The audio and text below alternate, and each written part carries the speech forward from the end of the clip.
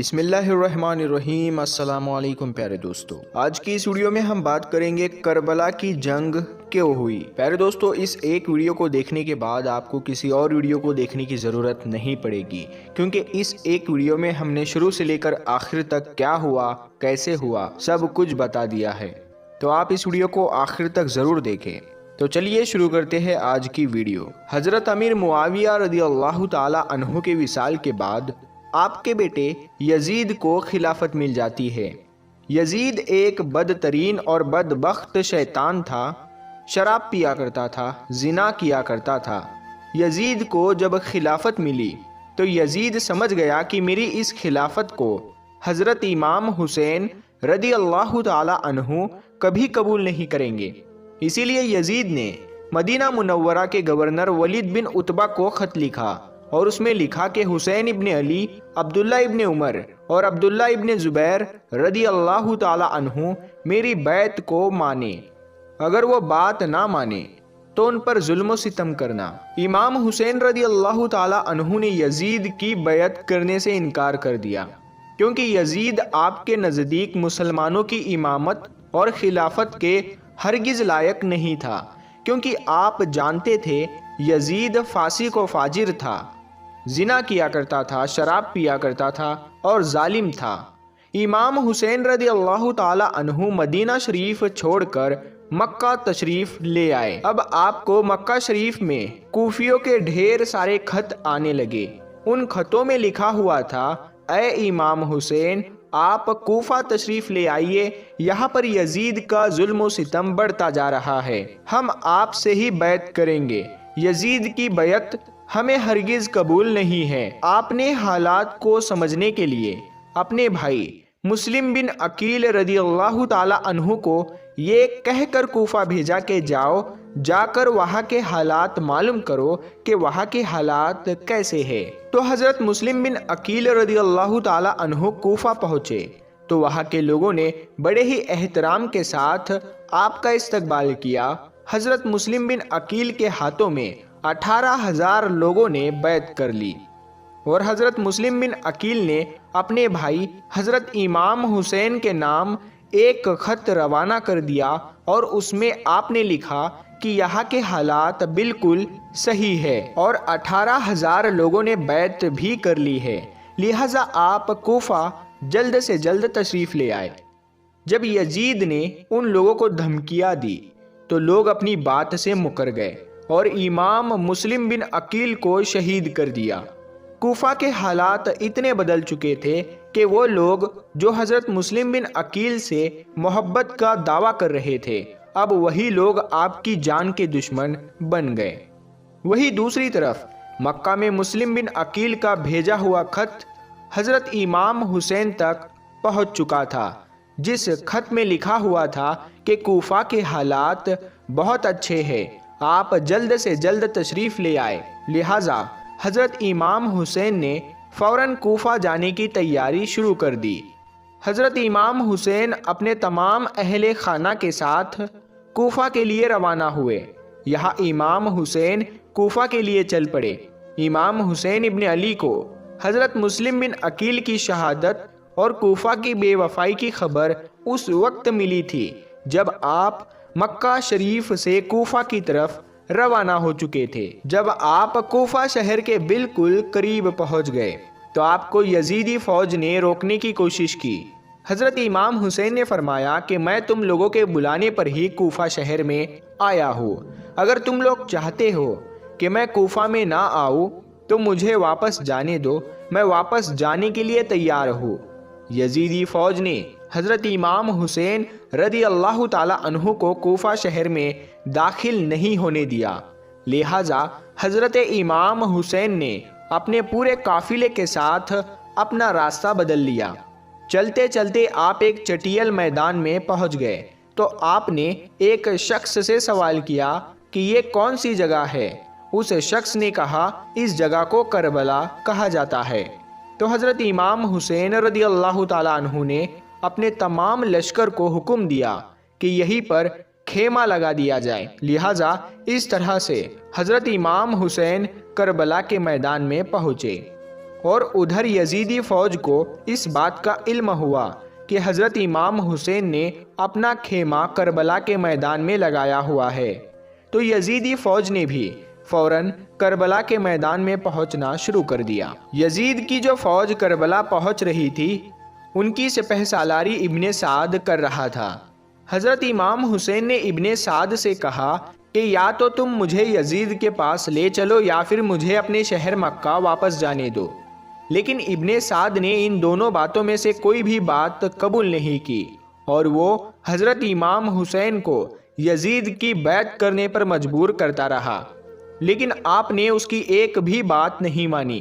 ایسے ہی کرتے ہوئے دن گزرتے گئے اور 3 محرم کا دن آ گیا۔ اب ظالم یزید نے امام حسین کے سامنے 22,000 سپاہیوں کا لشکر بھیج دیا۔ دوسری طرف حضرت امام حسین کے ساتھ 82 لوگ تھے، جس میں عورتیں اور بچے بھی شامل تھے۔ پیارے دوستو، آپ یہاں سوچئے کہ کتنی حیرت کی بات ہے کہ ظالم یزید کے دل میں امام حسین کا کتنا ڈر اور خوف تھا کہ 82 لوگوں سے لڑنے کے لیے 22,000 سپاہیوں کا لشکر بھیج دیا، جو حضرت امام حسین کے سامنے 100 گنا سے بھی زیادہ بڑا یزید کا لشکر تھا۔ امام حسین کے سامنے یزیدی فوج کے حوصلے پست ہو گئے۔ آخر کار انہوں نے یہ فیصلہ کیا، امام حسین کو ہرانا ہے تو ان کا پانی بند کرنا پڑے گا اور تبھی ان کا مقابلہ کیا جا سکتا ہے۔ پیارے دوستو، ایسے ہی کرتے ہوئے دن گزرتے گئے اور 7 محرم کا دن آ گیا اور 7 محرم کو ہی یزیدی فوج نے امام حسین کے قافلے والوں پر پانی بند کر دیا۔ میرے پیارے مسلمان بھائیوں، ہم آپ کو یہ بتاتے چلے کہ کربلا کے میدان میں پانی کا کوئی بھی انتظام نہیں تھا سوائے نہر فرات کے، لیکن 7 محرم کے دن نہر فرات کا پانی بھی حضرت امام حسین کے قافلے والوں پر بند کر دیا گیا۔ حضرت امام حسین اور ان کے ساتھ موجود تمام جوان لوگ تو اس پیاس کو برداشت کرتے رہے، لیکن چھوٹے چھوٹے بچے اور عورتوں کا پیاس کی وجہ سے برا حال ہو چکا تھا۔ ظالم فوج یزید امام حسین کے گھر والے اور تمام ساتھیوں کو گھیرے ہوئے تھی۔ انہوں نے یہ طے کیا کہ اب 9 محرم کے دن امام حسین کو قتل کر دیا جائے۔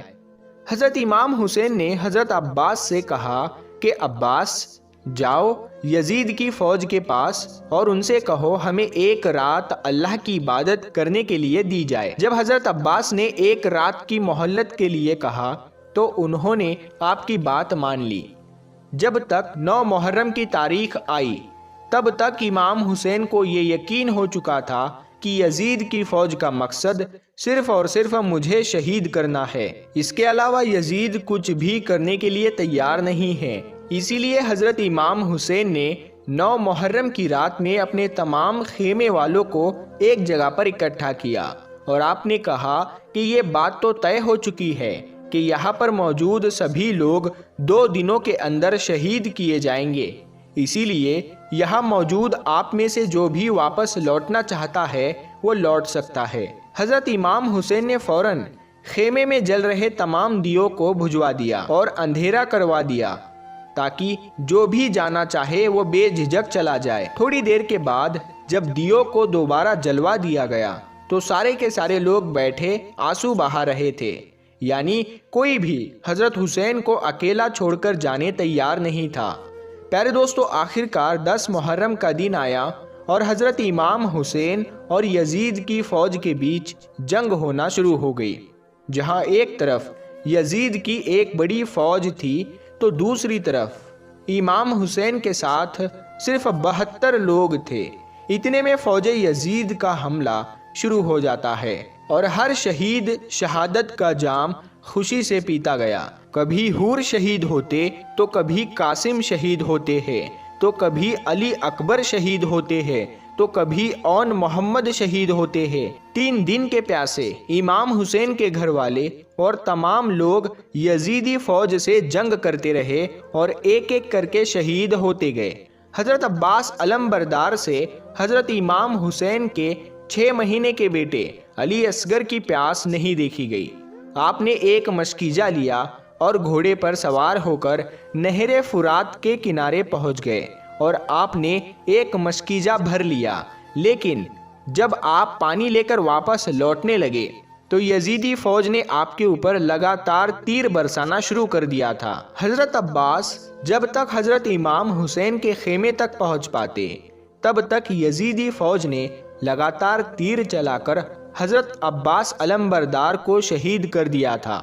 اس طرح حضرت عباس علمبردار شہید ہو گئے۔ اس طرح ایک ایک کر کے تمام اہل بیت کے نوجوان شہید ہو گئے اور ہاشمی شیر شہادت کا جام پی لیتے ہیں۔ دھیرے دھیرے کر کے جب حضرت امام حسین کے سبھی لوگ شہید ہو گئے تو اس کے بعد حضرت امام حسین نے خود میدان میں تلوار لے کر نکلنے کا فیصلہ کیا۔ امام حسین اپنی تلوار سے کافی لمبے وقت تک یزیدی فوج کا اکیلے مقابلہ کرتے رہے۔ حضرت امام حسین کے تنہا ہونے کے باوجود بھی آپ کے مقابلے میں کوئی بھی نہیں آنا چاہتا تھا، اور اس کی صرف ایک ہی وجہ تھی کہ آپ حضرت علی حیدر کرار کے بیٹے تھے۔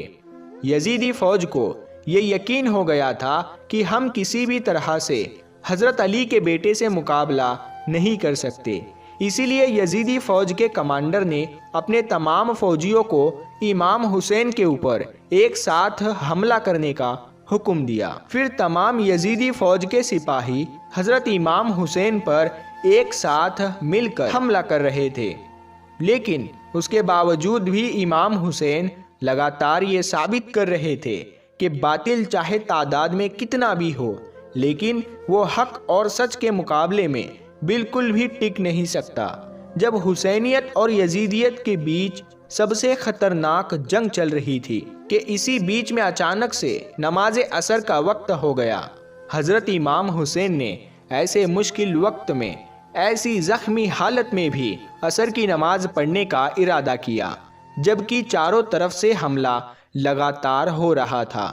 تو حضرت امام حسین نے جیسے ہی نماز پڑھنا شروع کیا اور یزیدی فوج کو وہ موقع مل گیا جس کا وہ لوگ ایک لمبے وقت سے انتظار کر رہے تھے، یعنی جیسے ہی حضرت امام حسین سجدے میں گئے، شمرجل جوشن نے آپ کی گردن پر تلوار چلا کر آپ کے سر کو جسم سے جدا کر دیا۔ حضرت امام حسین کی شہادت کے بعد آپ کے سر مبارک کو نیزے پر رکھ کر پورے کوفہ میں گھمایا تھا۔ آپ کے سر مبارک کو گلی گلی میں گھما کر جلوس نکالا گیا تھا۔ کربلا کی اس جنگ میں حضرت امام حسین کے گھر والوں میں سے صرف آپ کی ایک اولاد ہی بچی تھی، جن کا نام حضرت زین العابدین تھا۔ اس کے علاوہ حضرت امام حسین کے قافلے میں سے تمام عورتوں کو قیدی بنا کر کوفہ شہر لایا گیا تھا۔ بھلے ہی اس دن امام حسین کو شہید کر دیا گیا تھا، لیکن آج بھی حضرت امام حسین پوری دنیا میں قیامت تک کے لیے زندہ ہے، اور یزید ڈوب گیا شام کے اندھیروں میں، حسین چمک اٹھے دنیا میں روشنی کی طرح۔ حضرت امام حسین نے اسلام کے لیے اپنے آپ کو اور اپنوں کو قربان کر دیا، اور ہمیں یہ سبق ملتا ہے کہ کسی بھی حالت میں نماز نہیں چھوڑنا۔ حضرت امام حسین رضی اللہ تعالی عنہ نواسۂ رسول صلی اللہ تعالی علیہ وسلم اگر اللہ تعالیٰ سے دعا مانگتے، اللہ تعالیٰ کربلا کے میدان میں فرشتوں کو بھیج دیتا۔ اگر امام حسین رضی اللہ تعالیٰ عنہ اللہ تعالیٰ سے پانی مانگتے تو اللہ تعالیٰ بارش برسا دیتا، لیکن حضرت امام حسین نواسۂ رسول صلی اللہ تعالیٰ علیہ وسلم اللہ تعالیٰ کو راضی کرنے کے لیے اپنا سر سجدے میں انہوں نے کٹا دیا اور اللہ تعالیٰ کو راضی کر لیا۔ حضرت امام نے ذوالفقار تلوار میان سے نکالی اور دشمنوں پر حملہ جب کیا تھا، اللہ یہ حملہ کیا تھا؟ اللہ کے شیر کا حملہ تھا، جو آپ کے مقابلے میں آیا اسے سیدھا جہنم میں پہنچا دیا۔ سینکڑوں زفاکاروں سے لڑے اور سینکڑوں کو جہنم میں پہنچا دیا۔ جس طرف نگاہ پلٹی صف کی صف الٹ دی۔ پیارے دوستو، ہم امید کرتے ہیں کہ آپ کو آج کی یہ ویڈیو پسند آئی ہوگی اور آپ کو یہ پتہ لگا ہوگا کہ کربلا کی جنگ میں کیا ہوا تھا اور یہ جنگ کیوں ہوئی تھی اور کیسے ہوئی تھی۔ تو ہم امید کرتے ہیں آپ کو ویڈیو پسند آئی ہوگی۔ اس ویڈیو کو آپ لائک کریں، اپنے دوستوں کے ساتھ میں اس ویڈیو کو شیئر کریں، اور اگر ابھی تک آپ نے ہمارے چینل نور حدیث کو سبسکرائب نہیں کیا ہے تو ابھی سبسکرائب کرے اور ساتھ میں لگے بیل آئیکن کو ضرور دبا دے تاکہ ہم جب بھی کوئی نیا ویڈیو اپلوڈ کرے تو سب سے پہلے اس کی نوٹیفیکیشن آپ تک پہنچتی رہے۔ تو ہم ملتے ہیں پھر ایک نئی ویڈیو کے ساتھ میں، تب تک کے لیے السلام علیکم، اللہ حافظ۔